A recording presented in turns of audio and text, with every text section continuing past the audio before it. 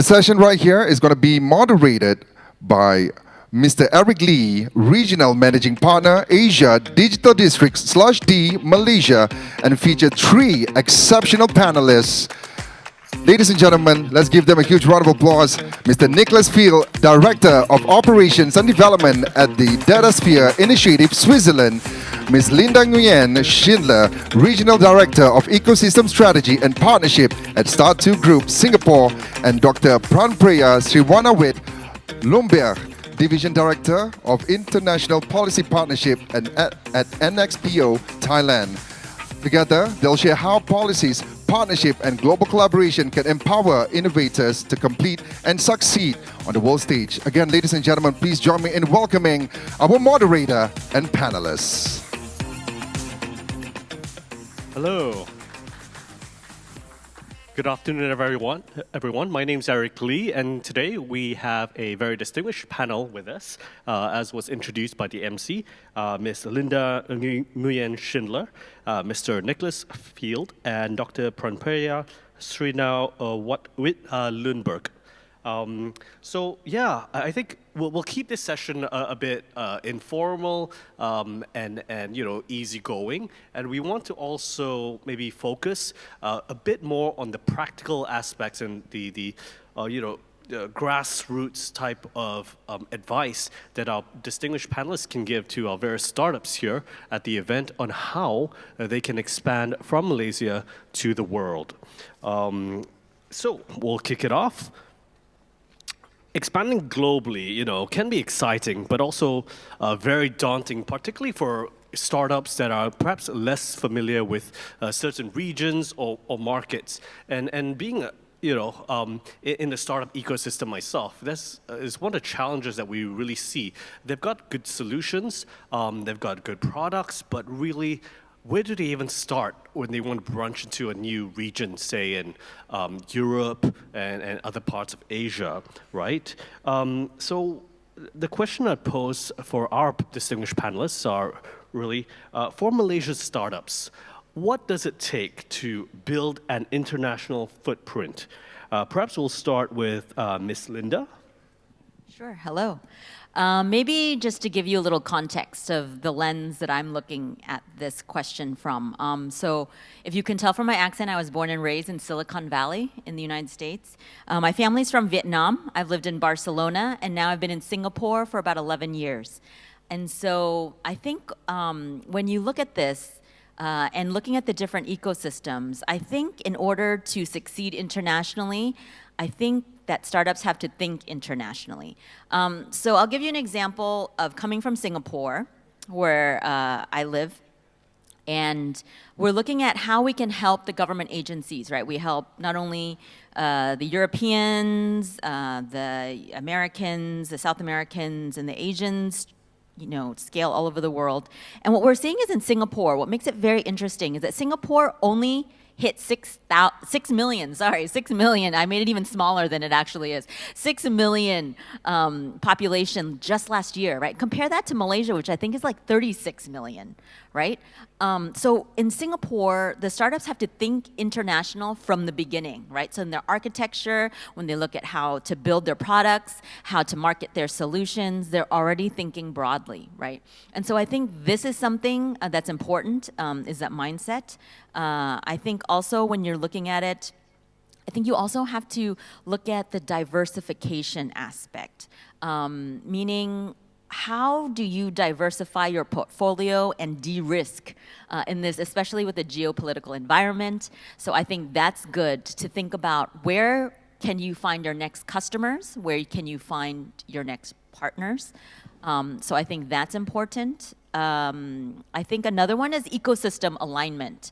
If you think about it, for Malaysian startups, I think it's really good to focus on what industries, what are your strengths that you think that you can lean on, right?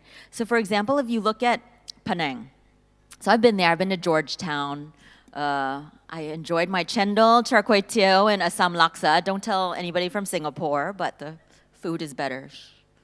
But I mean, aside from that, Penang is known to be the Silicon Valley, right, of the area. So how are you leaning into the fact that Bosch is pouring in almost 2 billion ringgit into the region in this area? So how do you find the verticals around the world, whether it be in Singapore, Taiwan, in Germany, that you can find these alignments? And so I think once you find these ecosystem alignments and these connections, then you can also think those are the markets that you can be possibly the most successful in. And the last thing I'll end with is partnerships, right? I think scaling and thinking international is going to be more than just capital. And how you can have enough funds to go somewhere, but actually you have to think about who are the players there, who are the other corporates that you can get business from, who are the ecosystem players that can introduce you to the right people. So I think these are some of the things to think about, right? Not, beyond capital, diversification, ecosystem alignment, and partnerships are really key, I think, in this. Yeah, before we proceed to the next panelist, I just want to double click on the point you made there, Linda. With Singapore, right? Because the domestic market is smaller, then they actually have to think regionally, if not globally, from almost day one. In other countries like Malaysia, maybe Thailand, etc., where we've got larger domestic markets, they tend to think domestically first, and then later on, they look at the next market to expand regionally. What are your thoughts on that? Yeah, go ahead. Sorry. How would you recommend fostering a global, if not regional mindset from day one for Malaysian or other startups in the region? Yeah, I mean, I think you find also something similar in Vietnam, for example. When I go there, there's also the domestic market is just so big that they don't necessarily need to think internationally. But I think what we're seeing from the geopolitical tensions, I think we're seeing supply chain disruptions, that you're seeing that you have to diversify. Everyone has to diversify in order to succeed, right? Diversify your customer profile, diversify your risk portfolio. And so I think now it's really a business case. And I think that's how you really have to change that mindset in order to get to the point where you're ready for internationalization no matter what comes. Got it. Thanks so much. Nicholas, do you have thoughts? Yes, absolutely. Good afternoon, everybody. How are we doing out there? Everybody? Good. All right, a few of you are listening. That's great. Hope the rest of you are going to be paying attention as well. So first of all, terima kasih for having me here. I want to thank Meranti for the invitation. And I'd also like to thank on the Meranti team, Maisera, Ibnu, and Bazlin for your help. You've been excellent as organizers. I appreciate all of you guys. And I'm going to be going back to France and telling everyone about the warm welcome of Malaysia. This is an excellent country, very welcoming. Kudos. It's my 10th country this year, and I had the warmest welcome in Malaysia, I swear. So congratulations on that. Thank you. So talking a little bit about how we can do this, I think it boils down to 3 things: trust, compliance, and data governance. And when I was thinking about trust, what does trust actually mean? Who am I trusting in? Well, if you're a startup, consumers have to trust in your products. They have to trust that you're going to safeguard their data, that you're going to do the right thing, that you're going to act responsibly. So trust with your consumers is very important. Secondly, trust from the regulators.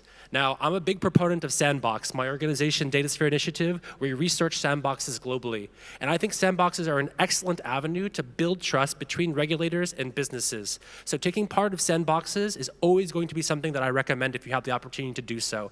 Because ultimately, regulators want to see businesses succeed, right? I mean, again, maybe I should back up. I'm an American. I am not French or Swiss, but I am living in Paris the last 5 years and working in Geneva. So also very international. But so in terms of compliance, compliance is a very difficult word. A lot of businesses are afraid of compliance. But I can tell you, investing early in, if I'm going to go abroad, what kind of taxes am I going to face? What kind of liabilities am I going to have to encounter?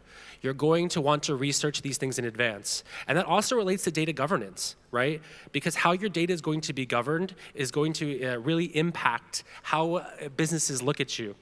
Now, I'd also like to think about other industries specifically.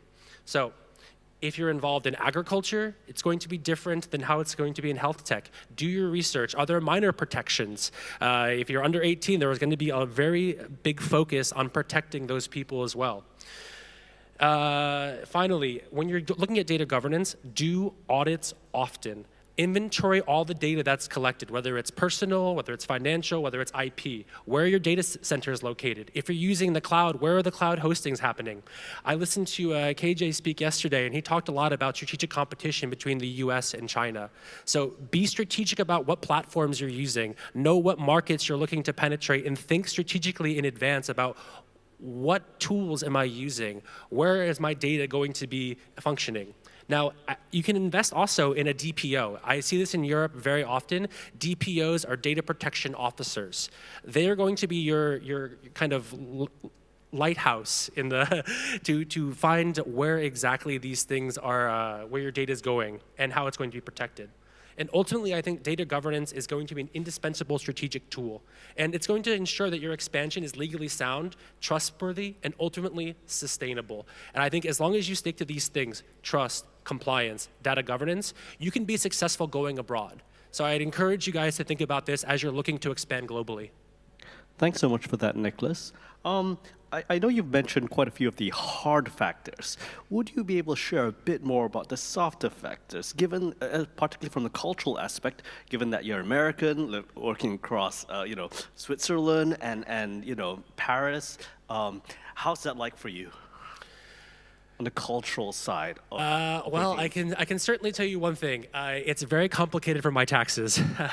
And governments are always going to be looking for their pound of flesh no matter where you go.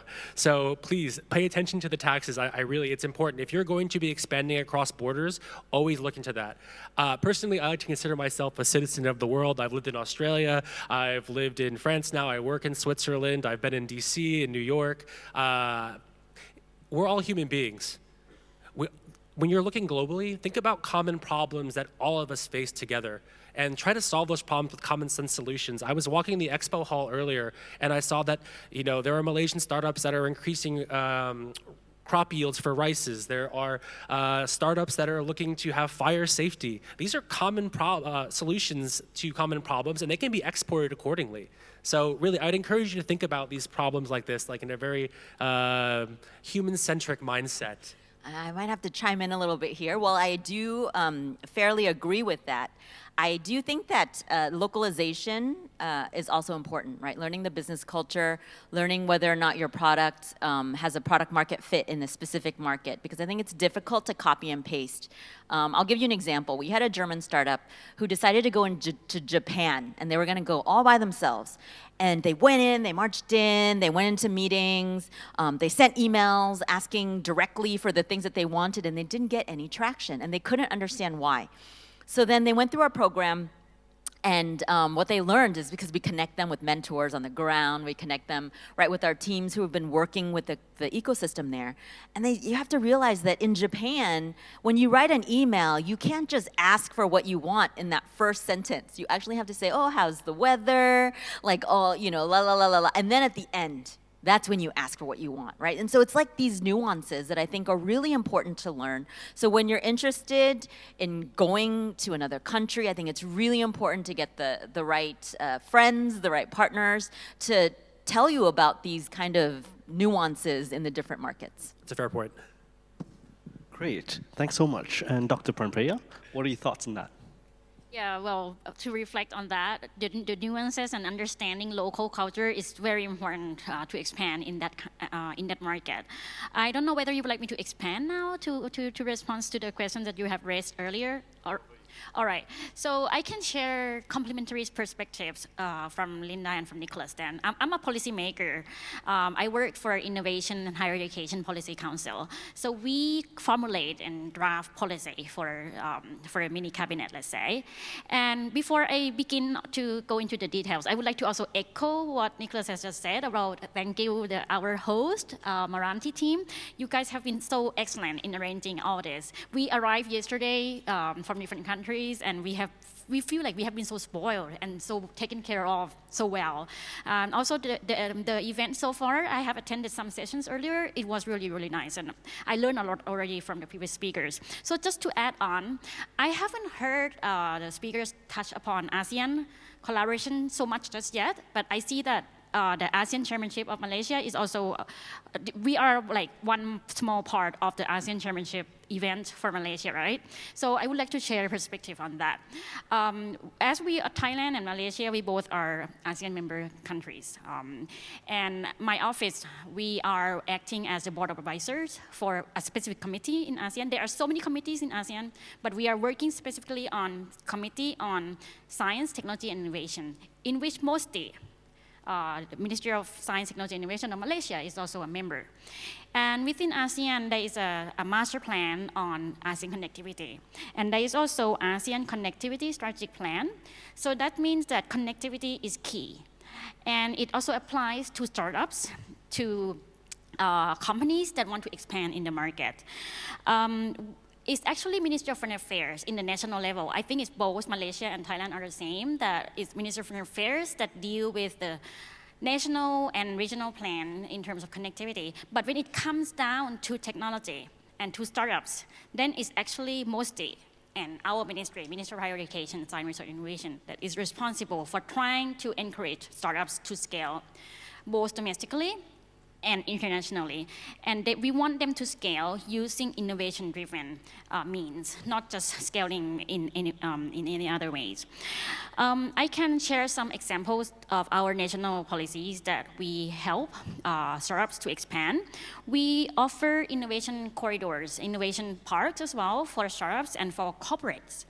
And there are different types of innovation parks. So we have Digital Park, we also have Thailand Science Park that is broader, and it depends on what they are after. So for example, some startups might need to have access to labs or to research centers. Then they could be located in the Thailand Science Park so that they have easier access to national labs.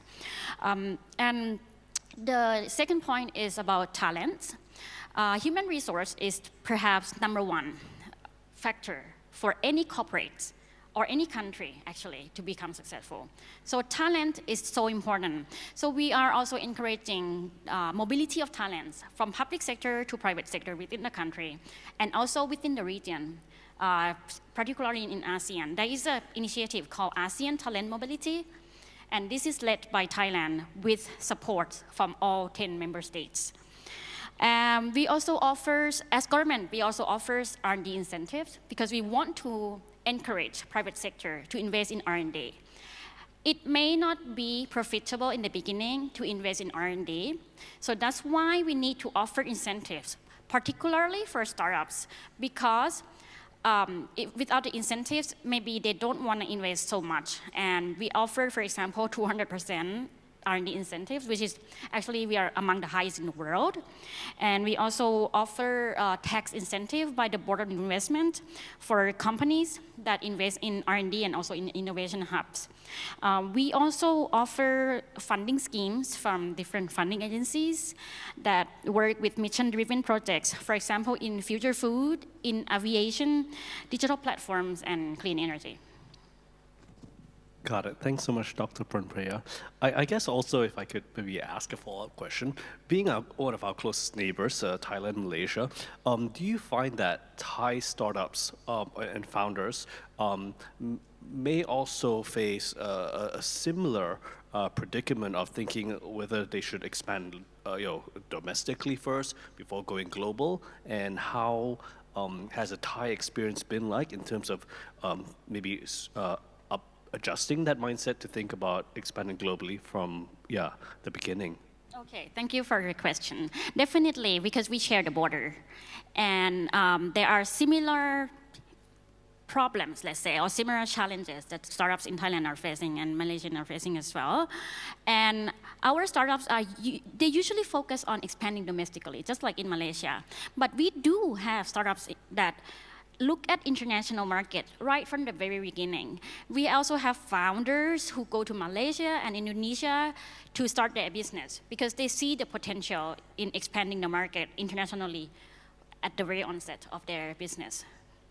Yep. And I suppose within ASEAN, do they, I would imagine that we're pretty familiar with each other's cultures, but are there certain nuances that maybe they still struggle with? Oh, certainly. Well, there is policy called One ASEAN, right? But in reality, there are nuances in culture that separate us, of course. I was just talking to my Marathi colleague yesterday about food, for example. I think Thailand, Malaysia, and Indonesia, we are probably the only three countries that can distinguish the food between Thai, Malay, or Indonesian. I don't think that foreigners outside these three countries can, because our food may look similar from the outside point of view, but when you are in it, you know that it's different. And this goes as well for other culture, other nuances, that there are small nuances that you have to think about when you want to expand locally or regionally. Got it. Thanks so much for that. Right. I guess, yeah, maybe our next question would relate to the practical support that's available to startups that are looking to expand globally. I guess, it'll be good for our panelists to share what practical support is available and what would be the key success factors for startups to land in a new market, be it Germany, Switzerland, Thailand, or other parts of the world.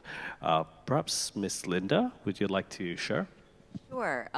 Practical support mechanisms. I think whatever help you get, the important thing for startups, right, is that you're just starting out. So you need to actually test your solution and figure out whether or not it's the right strategy in the right market very fast. So I think that, whatever direction you take, I think it's really important to get the right partners again. I'm going to really stress this. If you can see, there's partnerships even in my title. I think that this is really the linchpin that holds everything together. It's like picking the right partner and able to scale in order to learn and in order to make sure that you're making the correct next moves. And so I think practically that's really important. And that can include corporates, right? And so we always think that, gosh, startups, you're thinking about investors so much. But actually, we're seeing a lot of instances where startups and corporates have worked together and have really enabled the startup to scale very fast. I mean, even here, right, you have Carsome, unicorn, everyone knows that. And they were able to work with so many different companies in order to, diversify and scale. One of which is Allianz, for example, right? They're selling cars. They were able to partner with Allianz, who's providing insurance and providing that extra level of security for people who are purchasing their cars. You have folks like Prudential, they partnered with a digital health startup here. I think it's called like Neuralita, something like that. And so they were able to onboard them and immediately not only have impact here, but then we're able to leverage on Prudential's sites all over the world, right? And so I think that, when you're thinking about growing and scaling, I think there are various things to think about, and partnerships and corporates are big ones to keep in mind. It's so important that you mentioned partnerships, right? I guess, how do you find the right partner, and when do you know that you've found the right partner? Do you know? It's like when you're dating, I guess. Right? No, let's not leave it to chance like that. I think when you're in it, it's hard. I think in the previous panel you heard, when it's your startup, it's your baby, and you don't think your baby's ugly. And in the same way, you might not want to hear some insights from certain folks, and so you kind of keep the feedback that you're getting in an echo chamber, right? But how important is it to go out there, right, and to go into the ecosystem, to ask the folks there, hey, who do you think are the right folks for me to meet? Now, you can either do that by yourself, which may take some time as you kind of weed through that, or you can actually go to these accelerators like us and other folks who are connected, right? Because then our teams who do this all the time, they can actually assess your solution and see whether or not, hey, you know what? The gap that you have is not technology, but it's marketing. The gap that you have is you need distribution channels. And so all of a sudden, that kind of opens the gates, right, to what you didn't know that you didn't have. So I think that's really important to stay connected in the ecosystems that you're in. That's so important. It's in terms of like finding right folks, you can also identify your blind spots, so to speak. Nicholas. Yes, I'm going to maybe say something counterintuitive. Before you go international, I'd invite you to check domestic. Perhaps Merenti or the Trade Department has grants that are available for startups to help you go international. So funding is always going to be crucial. I know we're going to get to funding later on as well, but always look domestically first. Are there government agencies who want to see my business and startup promoted abroad? So I would really invite you to check with your colleagues here at Merenti or the Trade Department. If they're here, raise your hands. Identify yourselves for the startups. Hopefully they already know you. But yes, you should check domestically first before going abroad. Find out what funding is available to help you. Once you do go abroad, you're going to look for corporate partners. I mean, that's one thing that Linda's touched on here. Erica, pardon me.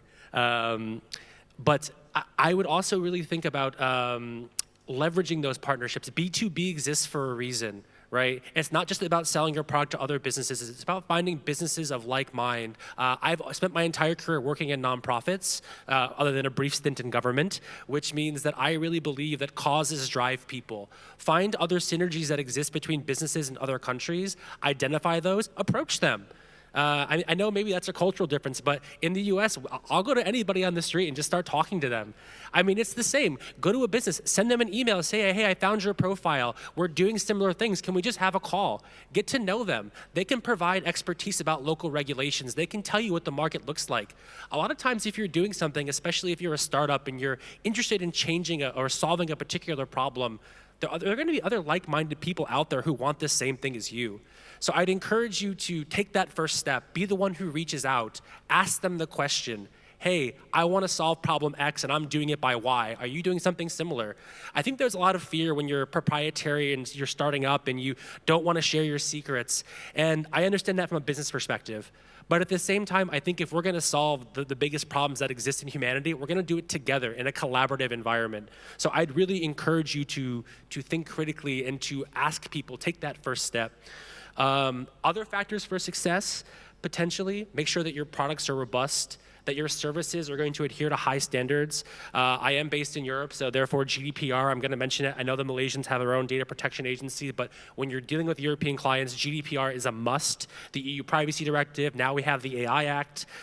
Look locally, find an expert who can help you navigate what those waters are going to look like, because it can be really daunting. And even, I'm not a lawyer, but I know plenty of lawyers and they're like, this is confusing even for me. It's not simple. It's not that you're stupid, it's that these laws are complicated and they're complex and they're not meant to be easily understood, which is very counterintuitive, especially when you're in biotech, fintech, deep tech, food security, AI, health tech.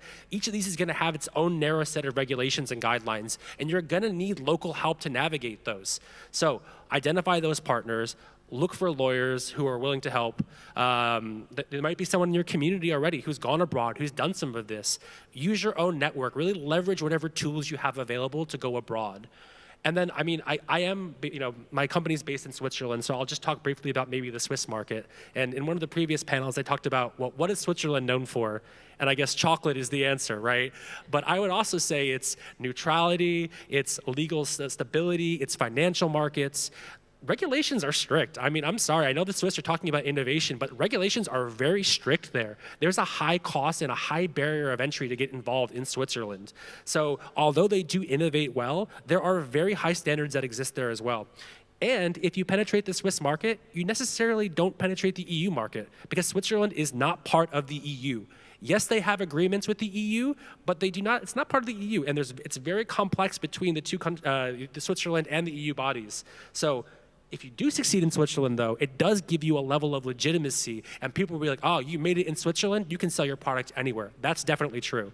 So I'm not trying to discourage you from going into Switzerland, but I'm saying there is a high barrier of entry to do so. And lastly, I'll just touch upon maybe an example about recently that I heard between France and Germany. And it was from a business that produces, they're doing food packaging.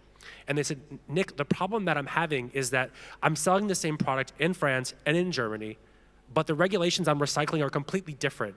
So my manufacturing process, I have to do it twice. It's twice the expense. So even though you're in the EU and you think, oh, it's a single market, it's not a single market. National regulations oftentimes supersede EU regulations. So if you are looking to go into the EU, be aware of that.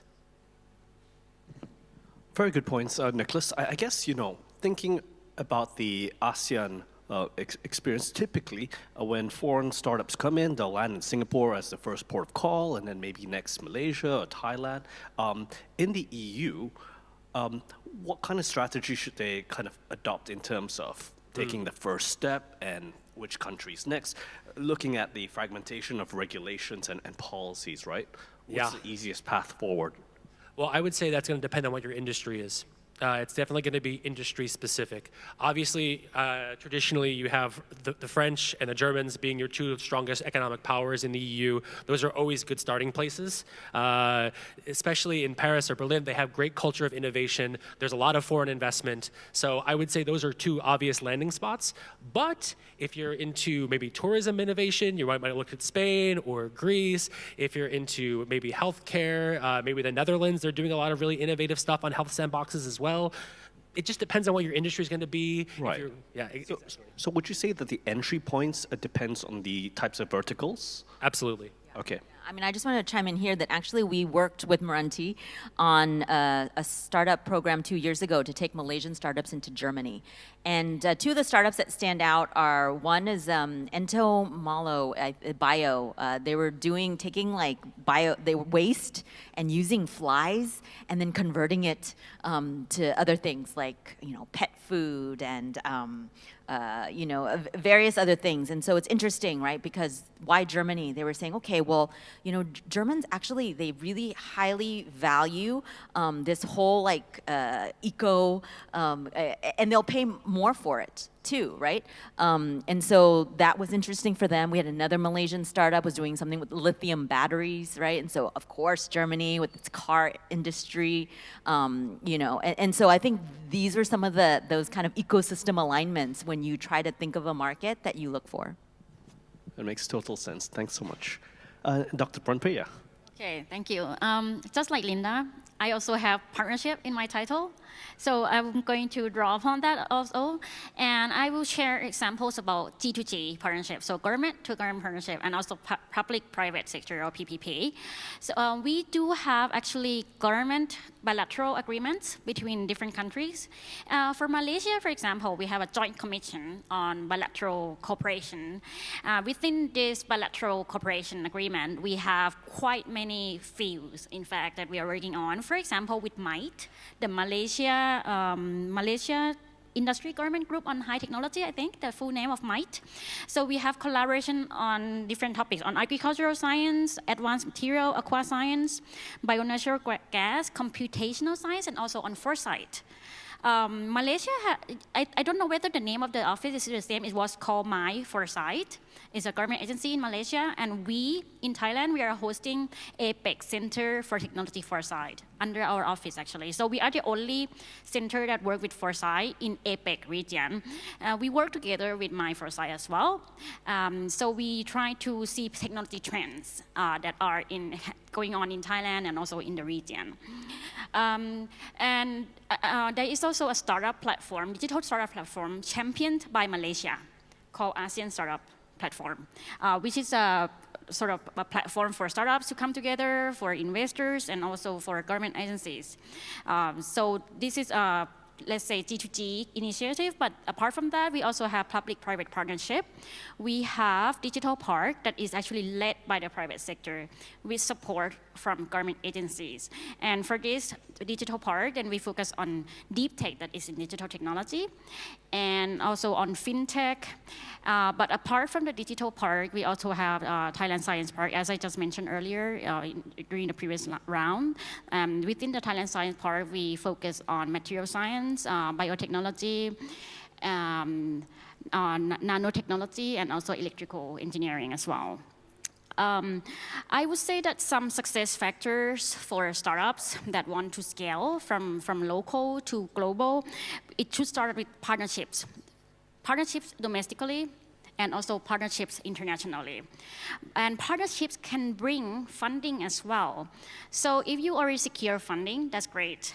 But try to also expand the horizon. If you already secure funding from venture capital, why not look at government funding to make your funding even stronger? And it's also important to consider local market integration. If you come from abroad, if you're a company that grow from Malaysia, let's say, and want to expand to Thailand, it's not enough to replicate what you have already done in Malaysia. The previous session, the panelists already mentioned that there's no one size fits all, and it's the same here. So it is important to focus on market integration to answer the real local need. I mentioned about the importance of talents already. I still think that the mobility of talents is crucial here. So if we have high mobility of talents across borders, it's actually mutual benefit. We don't have to think of it as a brain drain. Sometimes the government or private sectors, they feel like they lost someone, this brain drain. But if we look at it as mutual learning, as mutual gain, maybe this person suits better in another country. They can leverage their expertise better. So talent mobility is very crucial. And the last issue here is about regulatory readiness. So regulatory can help your business grow, but regulatory can at the same time become red tapes. So it's important to understand the regulatory frameworks, which is a very complicated part, and is where startups don't necessarily have resources to. Like corporates, big corporates, they have legal team, they have administration team. But startups, perhaps you are a few people in the office who have to do every single thing. So in order to try to cross that chasm, the regulatory barrier, approach some government agencies that can help you guide you through this complexity of regulatory frameworks. I mean, I would just also like to add to that. I think that if you follow the government regulation, sometimes it can be helpful, right? Like I know companies who try to gamify compliance, and they're like, oh my gosh, no one wants to do this. So the second the government regulated it and said, hey, companies, you better do compliance, and all of a sudden the business was booming, you know, and then they were able to ride that wave of regulation from the government. So it can sometimes actually be helpful for you to follow the trends and the directives that are coming out from the government agencies. Right, absolutely. I'd like to maybe explore a bit more as well, because there's a variety of initiatives that Dr. Pranpaya mentioned, and they're kind of, the way I see it, there's like G2G type of programs to support. There's also public-private partnerships, like the one that Ms. Linda mentioned with Meranti, and there's also like purely private, right? Well, they just head into the country on their own, shooting in the dark. Between these three options, what do you think should be the approach that startups or founders should consider, right? What should be like the tip of the spear? Do you go with the government? Do you go with like public-private programs, or do you go in on your own? Okay, I think the blended approach would be perhaps the most suitable one. So it depends really on the nature of your startups. Maybe you might start branching out from being completely private, 100% private funding, but then look at the support from border investment, because border investment can really give you big chunk of funding. In Thailand, the border investment can fund even up to 1 million matching grant, but you have to pass their certain conditions, of course, and it's not that easy to pass. But don't just limit yourself to just one source. So if you start branch out and use blended approach, I would say. Got it.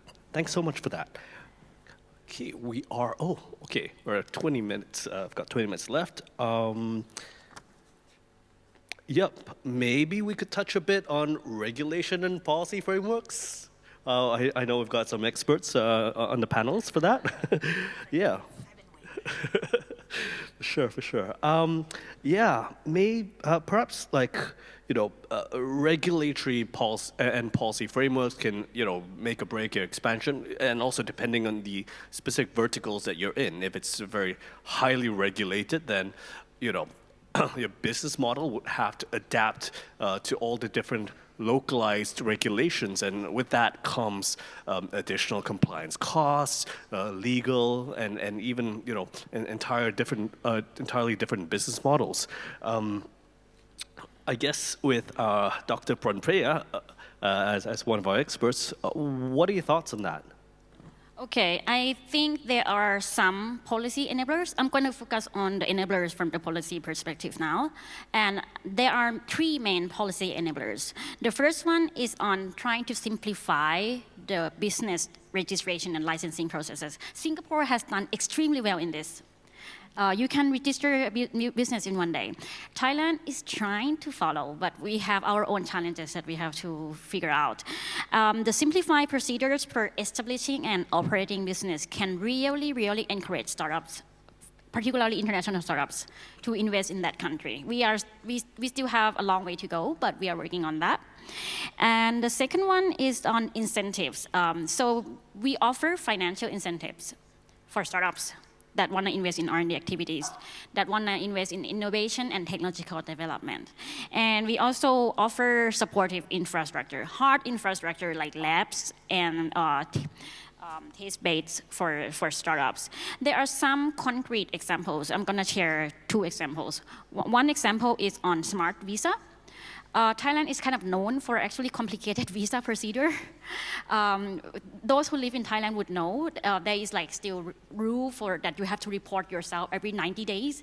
Even if you have visa, even if you have resident permit or work permit, you still have to report yourself every 90 days. But we do have a special category called Smart S, S as in startup. And this special visa, it encourages startup founders to move to Thailand, allow you to have 2-year visa, and allow also the dependent of the visa holder to also reside in Thailand, and allow you to not have work permit to work in Thailand. It's a special type of visa. And this is one example that the government is doing to try to bring in international startup founders. And another example is a program called IDE, Innovation-Driven Entrepreneurship. We used to be agricultural-based, very heavy agricultural-based country. We export rice, rubbers, sugarcane, but we also want to be an innovation-driven nation. So we try to encourage enterprises to grow based on investing in their innovation, make innovation, innovate so that you can grow. Within this, we offer R&D support, and we offer help for proof of concept, pilot testing, and also scaling, try to commercialize your research. We offer free consultation programs for private companies. Actually, many government agencies have that. We have ministry that work with innovation separately from ministry that work with digital technology. So it may be a bit difficult to navigate in the beginning, to understand who to approach. But once you sort of understand the local government structure, then it's easier to understand, because the mandate for the line of work is quite clear. If you are deep tech startups, then it's Ministry of Higher Education and Innovation. But if you are digital innovation, then it's Ministry of Digital Economy and Society. Got it. Thanks so much, Doctor. Linda, what are your thoughts from the European perspective, given that Europe is known to some extent for a bit of over-regulation? Oh, well, I always say that, the United States is like the wild, wild west. Break things, apologize later. And I feel like Europe sometimes, maybe they're the ones that are going to save us all with the regulations. Of course, with the AI regulations that are coming out of Europe, the concern is that it stymies innovation, right? You're trying to protect, but at what cost? I think compared to that, I think Singapore is a nice middle ground. Singapore believes in these sandboxes, right? They allow for innovation to happen, but in controlled areas so they can shut it down. Crypto, the Monetary Authority of Singapore has these sandboxes where you can play and you can innovate. But if anything goes awry, they are not afraid to shut it down right away. And it can happen within days in Singapore. So I think that is really interesting when you're talking about regulation. And I would think that Two takeaways from Singapore that you can probably take in terms of compliance and regulation is that you can make it your competitive advantage. And what I mean by that is that it's difficult in Singapore, similar to get, your stamp approved for, let's say they have this pass, the Spark pass, where if you meet all the requirements, they give you the stamp and you can sell into the government, right? Much easier. But that Spark program, it takes a long time to get. And from the startups that I've talked to, once you get it, it's also very still difficult to sell into the government. So why get it? They found that once they have that stamp of approval from a Singapore government agency, that it helps them sell in other places in the world, right? So I think that you can use that going, gosh, it was this hard for me to get this certification in Singapore, and then leverage it for other markets and make that your competitive advantage, right? Number two, I would say think of it and how you regulate and how you give out work passes and things like this as a journey. This morning we were just at the AWS office and we were talking to VC Indelible Ventures and AWS, and we were talking about how in Singapore, what's interesting is that they give a work pass for those who have worked in big tech, who are very entrepreneurial, who can give back. And not only that, but even your spouse and partner can have a work pass in order to build a life there. And so what this creates is this future and this journey that these founders and these people in the ecosystem can feel like they can belong. And so they're going to want to invest more and to build more there because of this. And so how do you think of this regulations and visas and things like that as a part of your strategy to get and retain top talent? And you include their families in this as well, right? So I think these are things that Singapore does really well. I'd like to explore a little bit further, if I may. You've mentioned, on one hand, you could go for the gold standard and turn that into a competitive advantage. On the other, could startups that want to prioritize speed to market go for the lowest denominator, and maybe even unregulated markets for the sake of just getting a foothold first? What should the balance be like, or is there a preferred approach, do you think? Unregulated markets, what do you mean? Say if it's like crypto or certain countries or markets where perhaps they don't have regulations on certain areas, say drones or AI, they haven't formed the regulations yet. What's the approach? People definitely do that, right? They go into the markets that are not as regulated and they want to play. And it's possible. But I think, again, what you kind of find is that you turn that regulation into your competitive advantage. People want to be in Singapore because they know there's rule of law, there's the court system, your money's going to be protected. There's so many different things that Singapore provides in terms of stability that's why people choose Singapore. And of course, you have the cowboys who will be willing to go to the other markets and leverage that. And you can also find a way to win there, but at what cost? You don't know. At any given time, you might lose the things that you've built. And so it's kind of a give and take and a risk, cost-benefit analysis that you have to do. Got it. Thanks so much, Linda. Nicholas, any thoughts? Yeah, absolutely. I want to just kind of touch upon a point that you made there, Linda, on the importance of respecting regulations while encouraging innovation. And I think that's one thing that Europe does not do well. In fact, I've been to about 7 or 8 different European countries this year, hearing from businesses from the private sector, and they're like, why don't I just go to the US where I know I can just do whatever I want? The barrier is really high.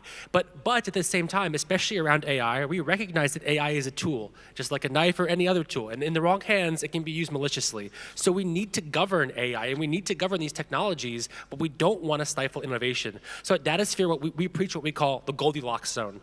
And I'm not sure if everyone's familiar with the 3 little bears, and this one's just right? So you need to have some regulation, but you also need to be able to have innovation. So it's a balance that you have to strike between the two. And I want to touch upon data governance as a competitive advantage.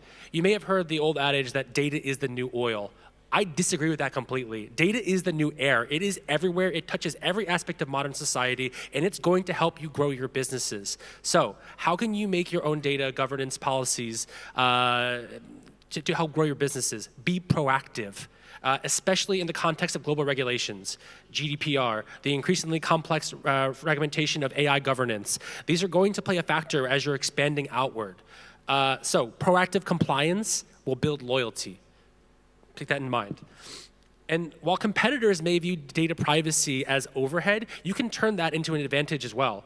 Privacy by design, transparent data practices, simplified policies, clear consent controls. This should hopefully give you a competitive advantage when you're going abroad. Make that your strength. Adopt an inclusive definition of what data governance is. Be open and transparent about it. Tell people, I'm going to collect your data. I'm going to do this with this. Don't leave uncertainty is always the killer, right? We want to know businesses and consumers like certainty and they like clarity. Don't try to hide from it. Be open and honest. Make this your competitive advantage. And then also when you're dealing with data, look at how it's being classified, whether it's public, internal, confidential, restricted, unrestricted. Have clear policies for how you handle all of this data. Your DPO that I mentioned earlier can help you with this. That's their job. They'll help you design these policies that make sure that you can compete in other markets. And I think this structure is going to be a key for building global compliance. And I know we're short on time, so I'll be brief here. I'll just say I went to an all-boy private Catholic military school growing up, and we had these military first sergeants that would tell us constant vigilance, head on a swivel, always be looking behind your back. You never know when regulation is going to strike, right? You need to constantly be looking at how the markets are shifting, how regulations are shifting. You can use AI as a tool for this, right? Set an alert, say, oh, anytime that in this market, any kind of, it's health sector, that this specific regulation changes, set an alert. The AI can check the web for you all at once. It doesn't have to be complicated. There are tools out there that exist to help you navigate these challenges. Things are changing quickly. So adapt accordingly, prepare accordingly. Very solid advice. Thanks so much, Nicholas. I know that we have about 8-9 minutes left. I wonder if we could open up the Q&A session to the floor for anyone who has any burning questions for our distinguished panelists. Hello, Mr. Eric. Hi. Oh, great. We do have a few questions from our lovely guests over here. You can have a look right there at the television.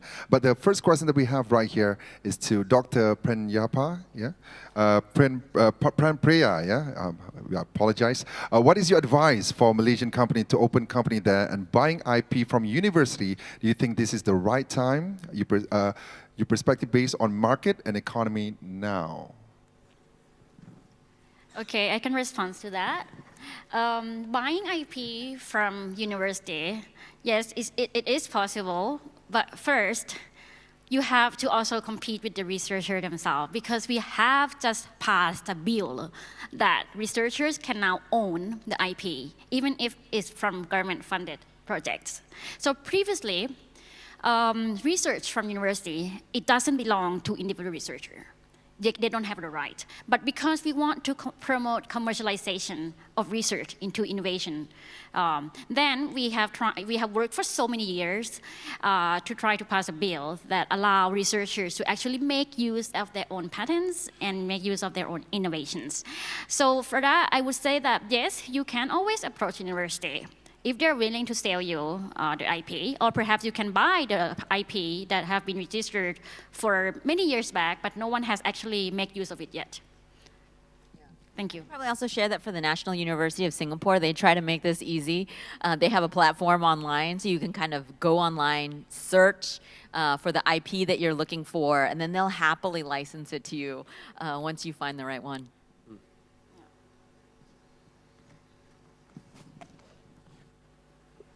Sorry, I'm trying to read. Is this question directed at all panelists, or is it a specific one? I guess the question is, what strategies have you seen work best in your ecosystems to help startups scale across borders through partnerships rather than competing alone? Maybe we can open it up to any of the panelists to answer. Well, I can maybe speak about funding, what I've seen. Funding is always important, as we all know. We need to have funding if we're going to succeed. And actually, I looked this up before I came. The EU has this program called the Horizon Grant System. And the Horizon is the EU's main innovation and research department, and they have huge grants that span across all the EU countries. But I looked it up, and Malaysian startups can actually compete for these as well, either as third parties or as subcontractors. So when you're thinking about specific issues, and I'd encourage you to go to the Horizon website and have a look at what projects they're currently funding. Perhaps there's something, whether it's agriculture, whether it's health tech, that you might be doing that might be beneficial. You can get some funding. And I'd encourage you to find those European partners, approach them and say, hey, I'm doing similar type work. I'd like to compete with you on a Horizon grant. Can we form an application in a consortium and bid together? So I would say that's one cross-border way to look at these things. There are funding mechanisms that exist out there for startups. You just have to kind of know the secret that they exist, right? So I'm hoping to disseminate some of this information so that you guys can go out there and compete globally. Yeah, and I think I already shared this earlier, but just to, and also other panelists, but I think it's a multi-pronged approach. And depending on the stage that you're at, because I think the ones that I've seen work best are when the government is supportive, and then you have the corporates that are there to provide not only to be a client, but to be a partner and to help scale the business and to perhaps even distribute across to their clients. And then of course there's the investor element, which sometimes can be helpful or not, because once you get a VC involved, you have to actually follow certain terms and conditions. But what I've also seen, though, is that corporates have potentially seen the VC involvement as a benefit, because then they don't have to do their own R&D, right? The VCs are pouring money into these startups, and they're able to shortcut having to spend the R&D and reallocate those resources into just getting matched and having someone help them to connect to the right startups, and then they spend that time to vet and do the due diligence there. So I think the most successful ones are if you are lucky enough to be in an ecosystem that has all those partners working together. I would add on to assemble a consortium. So to work, instead of working alone, assemble a consortium. It can be with a research institute, with another startup that can complement your work, or with a government agency, or trying to pursue a consortium that share the same goal with you. And also, what Nicholas already mentioned about funding, try to pursue mixed funding, mixed finance. We have joint collaboration program in terms of funding with different governments. For example, with the UK, with Europe as well, Horizon 2020. And also, sorry, it's not 2020 anymore. It's Horizon, what is it? What is the current one now? The European Union funding program. They have very big joint call that they partner up with governments, including in Thailand as well. And they offer like a substantial amount of funding. I would say consortium and mixed finance would be the key.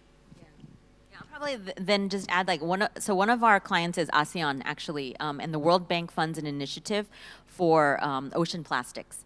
And so what we're able to do there is to have ASEAN drive this and get startups from ASEAN to provide solutions for this. And then we connect them with corporates and also investors. And so I think that this is where you can actually, move forward a bit faster, right? Because then they've already done the work to get the right kind of consortium together, right, of all of the players here to actually help the startups move forward faster. Great, thank you so much.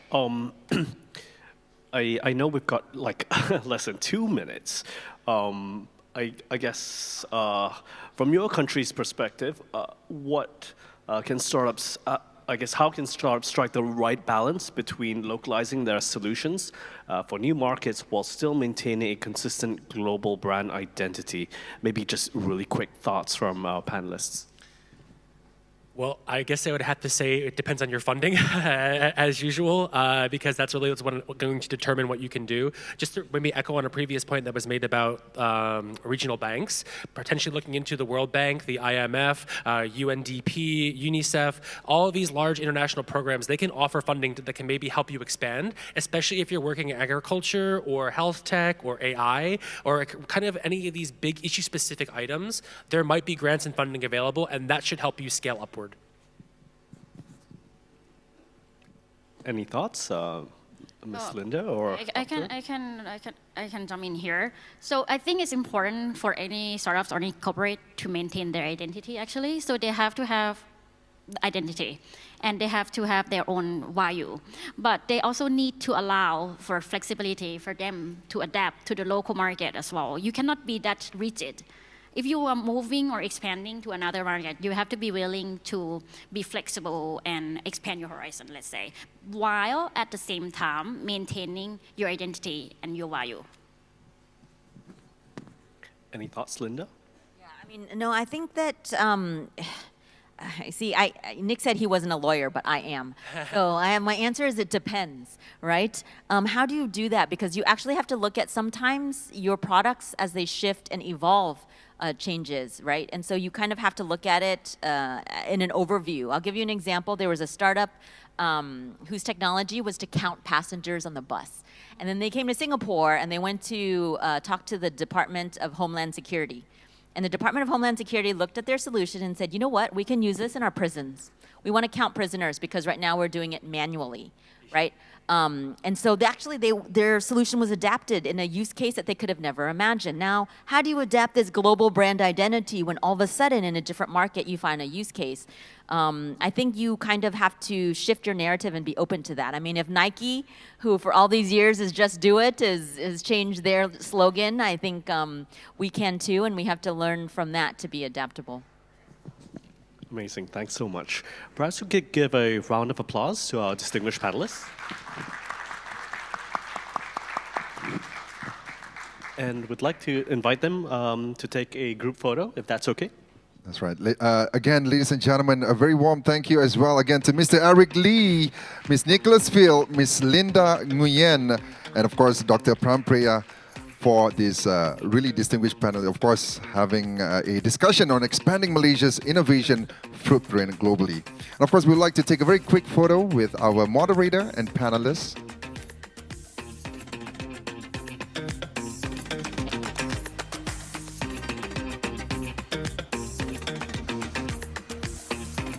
Let's have a very big smile. And can we also have a thumbs up as well? Amazing.